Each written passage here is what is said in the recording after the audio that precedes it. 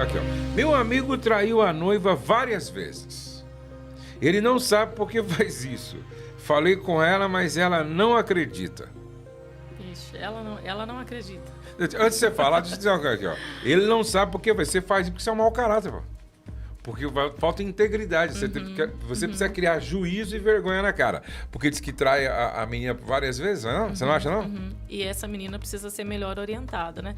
Provavelmente ela talvez até saiba, porque é impossível, né? Não saber, não sentir que tem alguma coisa errada, né, pastor? Quando existe tanta mentira assim, né? Então tem pessoas que não querem enxergar, às vezes, né? Se a minha filha fala, minha filha, você demorou, você tem que sair. Não, esse rapaz é um laço, entendeu? É um laço. Tem uma outra pergunta aqui. Comunicação com uma pessoa que vive calada. Como é que a gente resolve isso, hein? Não tem conversa, né, com alguém que vive calado, né, pastor? E assim, é desesperador, né, para uma pessoa que convive com alguém que não fala, que não fala o que pensa, não fala o que sente. E como a gente iniciou falando, né, existem bagagens, né, existe uma história, né, prévia quando a gente chega no casamento.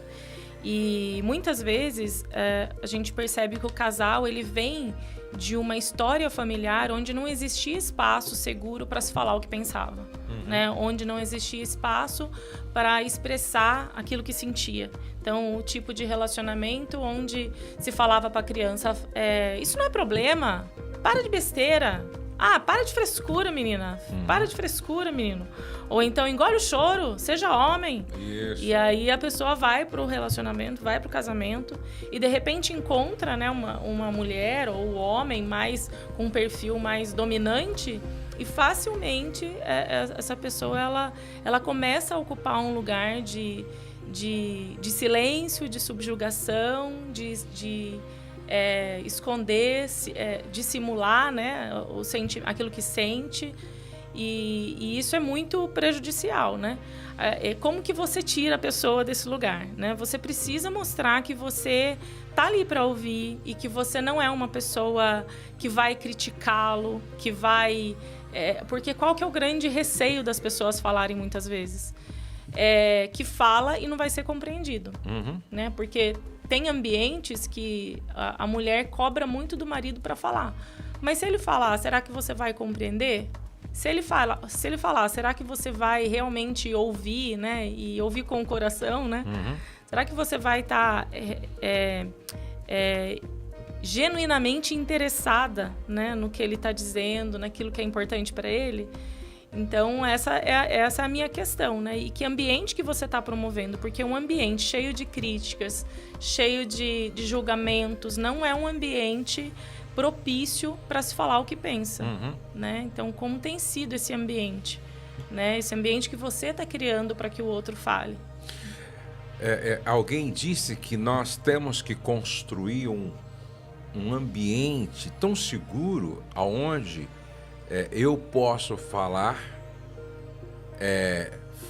o que penso e falar até às vezes sem pensar. Sim. Entendeu? Sim. Porque o ambiente é seguro e do outro lado tem uma pessoa que é amiga, que não vai me ignorar, entendeu? E nem entender de uma forma errada. Porque às vezes a gente quer desabafar, entendeu? E como do outro lado precisa ter alguém que nos compreenda. Sim. Né? Mas é o que você falou, às vezes o diálogo não flui, porque quando se tentou, não houve do outro lado alguém que soubesse, né? Se conectar, exatamente, ser empático com a dor do outro, entendeu? Por exemplo, uma coisa que eu acho muito legal no coach, né? Quando a gente faz o curso de coach, a gente aprende que, por exemplo, nenhuma pergunta é idiota. Nenhuma pergunta sem valor. Às vezes, alguém faz uma pergunta que para você pode ser uma pergunta boba, que não faz sentido. Mas se a pessoa está perguntando, porque para ela faz muito sentido. Sim. Então, nesse diálogo, o que importa é o que é importante pro outro. Pro outro. Então, se há esse respeito, aí maravilha. E eu diria também, pastor, para essas pessoas, né, que têm um temperamento mais fleumático, mais tranquilo, de se adaptar muito bem ao ambiente, de se calar sempre que houver uma oportunidade e tal, tomar um pouco de coragem, porque às vezes a pessoa tá vendo que o casamento tá indo pro buraco, sabe? Que a relação não tá boa, ou a relação sexual não tá boa, porque não se fala, né, daquilo que não tá legal, dos ajustes que precisam ser feitos.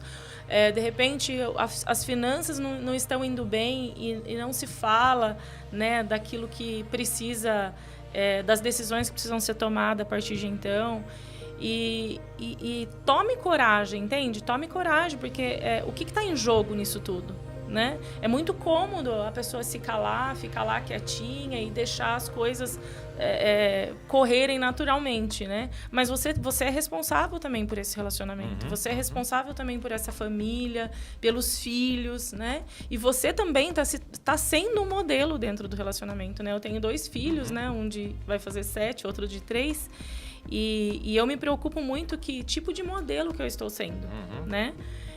Para os meus filhos. Modelos de comunicação. Então, que tipo de mãe, que tipo de modelo de comunicação você está sendo como mãe para os seus filhos? Quando seus filhos olham para você, ele vê que tipo de mulher se comunicando com o pai deles. Exatamente. Né? Exatamente. Que tipo de homem que ele vê se comunicando com a mãe deles em casa.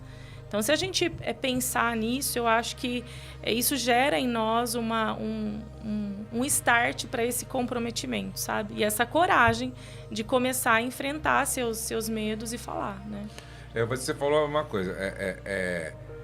Na comunicação se requer humildade, coragem e verdade, né? E transparência. Sim. Transparência.